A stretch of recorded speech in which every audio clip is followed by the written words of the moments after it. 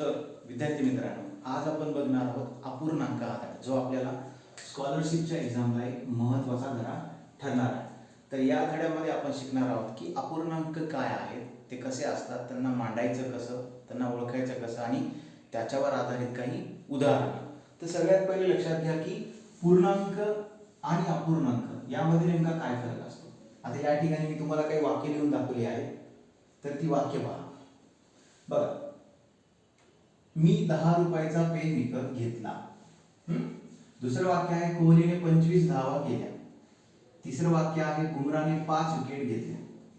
आता या ठिकाणी 10, 25 आणि 5 हे नंबर्स आहेत, बरोबर. आता या ठिकाणी बघा, तुम्हाला थोडंसं वेगळं दिसेल की रोहनने पाव म्हणजेच 1/4 किलोग्राम साखर आणली. त्याच्यानंतर महेश हा अर्धा तास म्हणजे 1/2 तास बाहेर गेला. आणि नंतर बघा, राकेशने पाऊण म्हणजे 3/4 लिटर दूध घेतले. आता या ठिकाणी आपल्याला कसे अंक बघायला मिळाले? 1/4, 1/2 आणि 3/4. तर या ठिकाणी एक गोष्ट लक्षात घ्यायची, हे जे अंक आहेत 10, 25 आणि 5 हे अंक कसे पूर्ण अंक आहेत, हे पूर्ण कंप्लीट अंक आहे.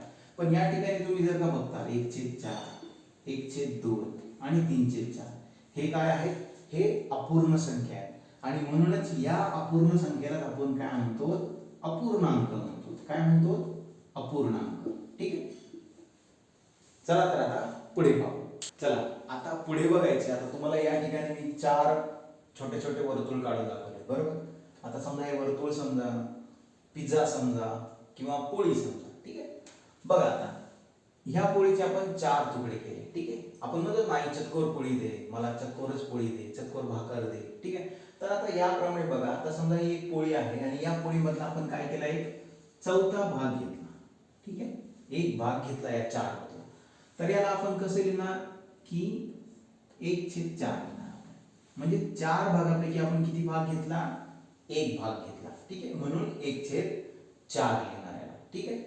मग आता याला तुम्ही वाचणार कसं? याला तुम्ही वाचणार 1/4. याला दोन प्रकारे वाचतात, 1/4. ठीक आहे. आणि याला आपणच काय म्हणतो? याला म्हणतो आपण पाव. लक्षात ठेवायचं, याला काय म्हणतो आपण? पाव म्हणतो.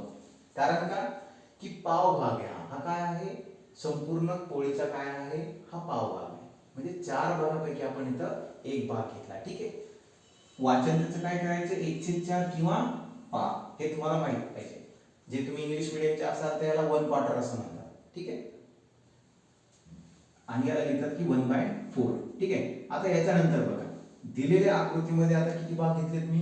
2 भाग घेतले. म्हणजे दिलेल्या पोळीचे मी किती भाग घेतले? 2 भाग घेतले, चतकोर आणि चतकोर. आणि मग तो किती होणार? अर्धा पोळी. ठीक आहे. चतकोर आणि चतकोर मिळून किती होणार? अर्धा, कारण 2 भाग घेतलेत आपण. ठीक आहे. मग याला कसं लिहिणार मी? याला लिहिणार मी 1/2. काय लिहिणार? 1/2. मग तुम्ही म्हणता सर आता 4 मधले 2 घेतले म्हटल्यानंतर तर मग आपण असं लिहायला पाहिजे 2/4, बरोबर. पण जर का आपण याला सामान्य रूप दिलं, कसं? समजा आपण या 2 ला 4 ला भागितलं, बे 1 बे, बे दुणे 4 म्हणून 1/2. ठीक आहे.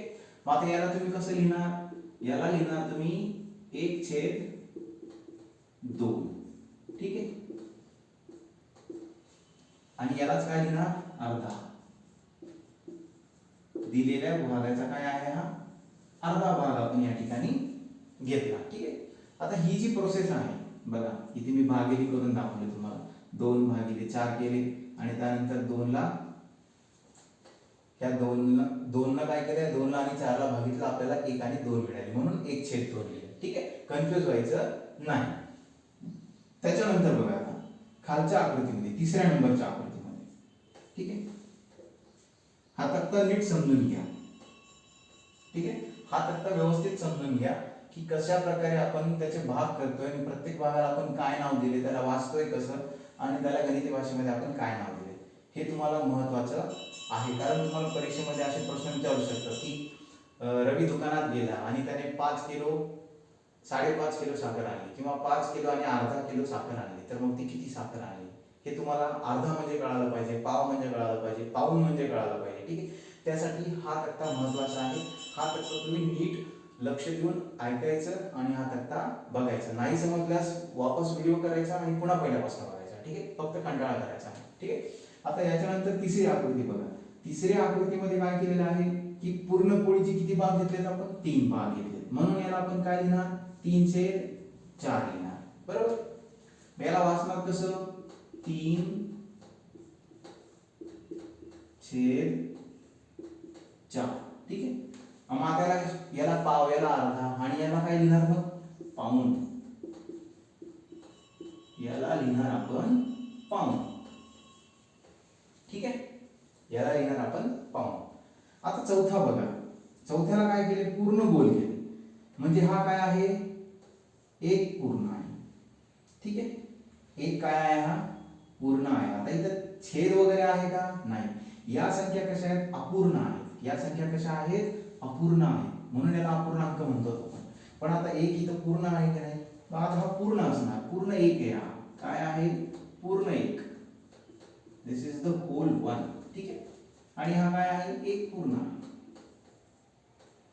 ठीक आहे, आता हा झाला. पुन्हा एकदा रिपीट सांगतो बघा.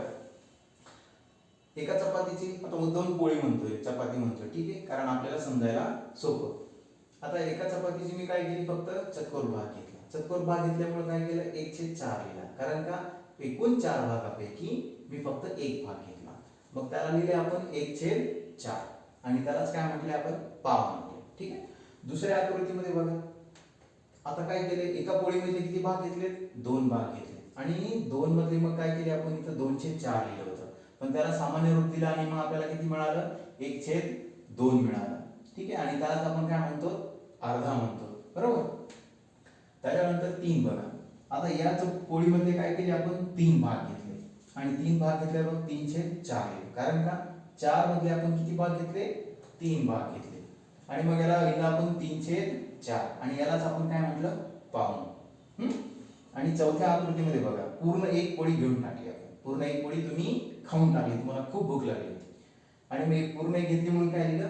1. ठीक आहे, आता याला आपण काय करायचं? याला आपण दशांश पॉइंट मध्ये लिहिणार आहे. दशांश लेखन याचं काय करणार आहे आपण? दशांश लेखन करणार आहोत. ठीक आहे, दशांश लेखन करणार याला पॉइंट मध्ये लिहायचं आपल्याला. ठीक आहे, आता हा पूर्ण एक याच्यातला जर का आपण चतकोर भाग घेतला, पाव भाग घेतला, तर मग किती होणार? ठीक आहे, आता समजूया आपण. एक म्हणजे काय? आपला एक म्हणजे पूर्ण 100. ठीक आहे, एक म्हणजे काय आहे? 100, पूर्ण 100.